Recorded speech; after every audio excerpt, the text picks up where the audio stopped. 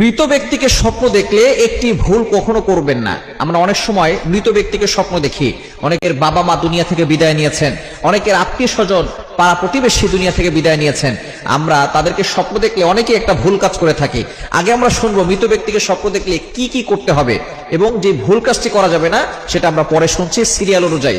প্রথমে আমরা জানবো মৃত ব্যক্তিকে স্বপ্ন দেখলে কি কি করতে হবে। আমরা অনেক সময় মৃত মা বাবাকে স্বপ্ন দেখি, অনেক সময় আমাদের মৃত দাদা আছে, নানা আছে, যারা দুনিয়া থেকে বিদায় নিয়েছেন তাদেরকে স্বপ্ন দেখি। যদি আপনি মৃত ব্যক্তিকে স্বপ্ন দেখেন যে সে হাসি মুখে আছে, মনে করবেন সে কবর জগতে ভালো আছে।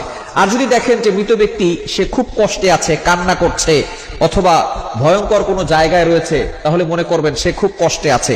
যদি আপনি এই স্বপ্ন দেখেন যে সে কষ্টে আছে, তাহলে আপনি তার জন্য সদাকা করবেন, যতটুকু পারেন দান করবেন।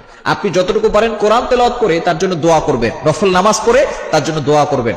কারণ যারা দুনিয়া থেকে বিদায় নেয় তারা চাতক পাখির মতো তাকিয়ে থাকে কখন আমাদের জন্য একটু দোয়া করা হবে। তারা দুনিয়ার কোনো সম্পদ চায় না, টাকা পয়সা চায় না, তারা শুধু চাতক পাখির মতো তাকিয়ে থাকে কখন আমাদের জন্য একটু সওয়াব আসবে, আমাদের জন্য আমাদের সন্তানরা একটু দোয়া করবে।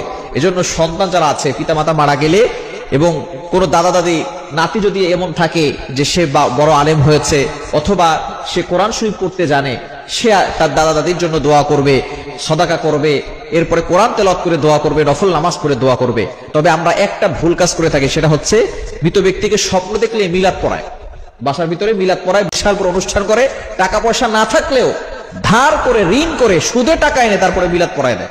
খবরদার, এটা কখনো করবেন না। যদি আপনি দেখেন যে আপনি যাকে স্বপ্ন দেখেছেন সেই ব্যক্তি অনেক কষ্টে আছে, তার জন্য যতটুকু পারেন আপনি দান করবেন অথবা কোরআন তেলাওয়াত করে দোয়া করবেন অথবা